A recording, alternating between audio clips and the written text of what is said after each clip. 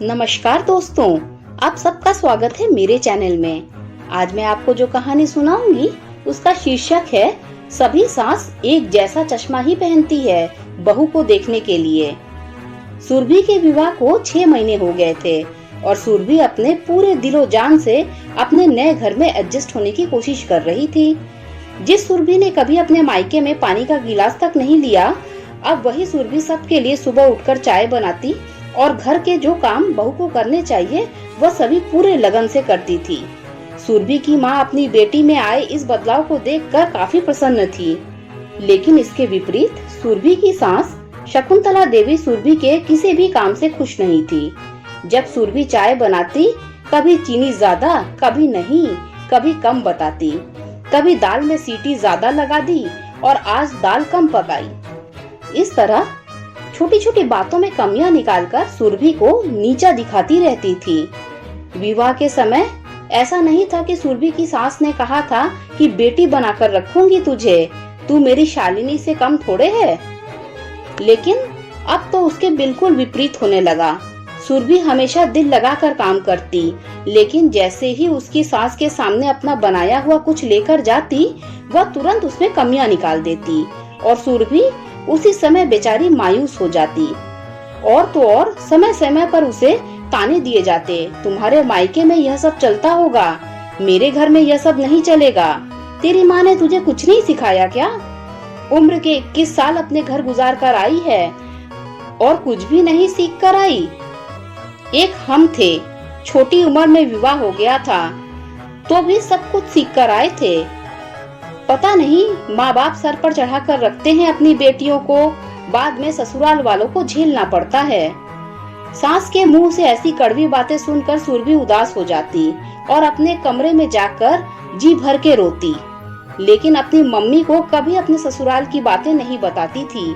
कारण था, माँ ने विवाह के समय यह सीख देकर भेजा था कि बेटी अपने घर की बात अपने घर तक सीमित रखना, बाहर अगर किसी को बताओगी तो लोग सलाह कम देंगे और मजाक बनाएंगे। बस अपनी माँ के बताए नक्शे कदम पर चल रही थी सुरभि। कभी कभी अनुराग सुरभि के पति के सामने सुरभि की रुलाई फूट पड़ती और वह कहती, मैं कब तक मम्मी जी को खुश कर पाऊंगी? कब वह दिन आएगा जिस दिन मम्मी जी खुश होकर मेरे हाथ का बनाया हुआ खाना खाएंगी और उसमें कोई कमी नहीं निकालेंगी? या फिर कोई ऐसा काम जिसे देखकर मम्मी खुश होंगी। मेरे कपड़े धोते समय भी उसमें कमियां निकालती है कि कपड़े गंदे रखती है, साफ नहीं धोती। अनुराग बेचारा सुरभि की बातों को समझता था, लेकिन माँ के आगे कुछ नहीं बोल पाता था। क्या करें?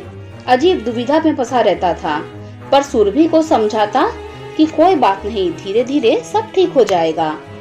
तुम देखना, थोड़े दिन में मम्मी भी बदल जाएगी। और फिर भी अनुराग की बात के साथ में सिर्फ यह कहकर चुप हो जाती कि पता नहीं वह दिन कब आएगा। सुरभि की ननद शालिनी भी विवाह के लायक हो गई थी और जैसा कि आमतौर पर होता है, घर की बेटियां काम नहीं करती। शालिनी घर के काम में ना तो सुरभि का हाथ बटाती थी और ना ही अपना कोई काम करती थी। पूरी तरह से अपनी माँ और सुरभि पर निर्भर थी। लेकिन बेटी तो बेटी होती है। शकुंतला जी उस पर कभी रोक टोक नहीं करती थी। सारी पाबंदी तो सिर्फ सुरभि के लिए थी। सुरभि को इससे कोई दिक्कत नहीं थी, क्योंकि वह जानती थी कि मायके में बेटियों का राज चल सकता है। कुछ समय के बाद शालिनी का विवाह हो गया और वह अपने ससुराल चली गई।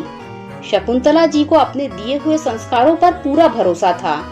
उन्हें लगता था, मैंने अपनी बेटी को सर्वगुण संपन्न बनाया है और मेरी बेटी ससुराल में जाते ही सबका दिल जीत लेगी। बल्कि सुरभि को कहती थी, देख लेना, शालिनी कुछ ही समय में अपनी सास की चहेती बन जाएगी।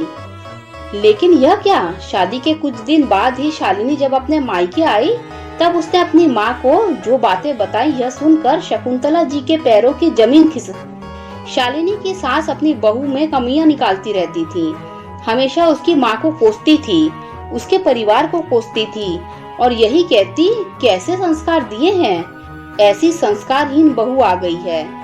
माँ को तो देखो कैसी बड़ी बड़ी बातें करती हैं, लेकिन बेटी में तो लक्षण नाम की चीज नहीं है। और शालिनी भी सुरभि की तरह ही अपने सास के कटु वचनों का शिकार होती रही। शालिनी के मुंह से ऐसी बातें सुनकर शकुंतला जी सख्ते में आ गईं। उन्होंने कहा, क्यों, आखिर क्या कमी लगती है तेरी सास को तुझ में? माँ बेटी जब बात कर रही थी तो सुरभि कमरे में चाय लेकर आई। कमरे में सुरभि के ससुर, सास, शालिनी और अनुराग सभी बैठे हुए थे। जब सुरभि अंदर आई, शालिनी उसे देखकर चुप हो गई और इधर उधर की बातें करने लगी। लेकिन सुरभि ने शालिनी की सारी बातें सुन ली थी। उन्होंने कहा, दीदी आप उदास मत होइए, सभी सास एक जैसा ही चश्मा पहनती है। उन्हें बेटी तो सर्वगुण संपन्न नजर आती है, पर बहू में हजारों कमियां दिखती हैं। कुछ समय बाद आपकी सास भी एक अच्छी सास बन जाएंगी। उम्मीद पर दुनिया कायम है। ऐसी ही एक उम्मीद मुझे भी अपनी सास से है, तो आप भी निराश ना हो। सुरभि के मुंह से ऐसी बातें सुनकर शकुंतला जी एकदम शर्मिंदा हो गई और उन्हें अपना बर्ताव जो वह सुरभि के साथ करती थी वह सब याद आ गया। दोस्तों, बेटी और बहू दोनों ही सर्वगुण संपन्न होती हैं, लेकिन दोनों को जब माँ देखती है तब अलग अलग चश्मे से देखती है। बेटी को देखते समय उनके चश्मे में उदारता होती है और बहू को देखते समय उनका वही चश्मा बहू की अलग झलक दिखाने लगता है। दोस्तों, अगर आपको ये स्टोरी अच्छी लगी हो तो लाइक कर दीजिए, मेरे चैनल को सब्सक्राइब कर दीजिए। जब आप मेरे चैनल को सब्सक्राइब करें तो बेल का आइकन भी प्रेस कर दीजिए, जिससे मेरी आने वाली सारी स्टोरीज आप तक सबसे पहले पहुंच जाएगी। Thanks for listening.